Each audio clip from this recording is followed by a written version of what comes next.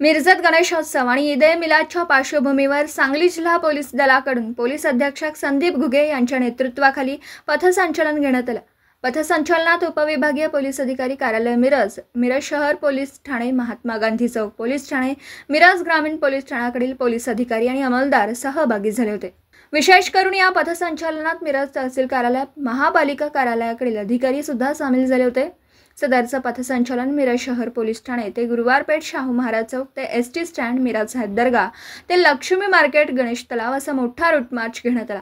गणेशोत्सव आणि ईद ए मिलादच्या पार्श्वभूमीवर दोनही सणांच्या अनुषंगाने सांगली जिल्हा पोलीस दल सज्ज असून सणोत्सव काळात कोणताही अफवांना बळी न पडण्याचं व अफवांवर विश्वास न ठेवण्याचं आवाहन पोलीस अधीक्षक संदीप घुगे यांनी केलं। शिवाय सणोत्सव काळात मंडळांनी ध्वनी प्रदूषण न करण्याचं आवाहन केलं। सर्वोच्च न्यायालयाने घालून दिलेल्या नियमातच सणोत्सव साजरे करावेत, ध्वनीची मर्यादा ओलांडणाऱ्या मंडळांवर कारवाई करण्याचा इशारा सुद्धा देण्यात आला। दोनही सण हे शांततेत पार पाडावेत असं आवाहन पोलीस अधीक्षक संदीप घुगे यांनी केलं।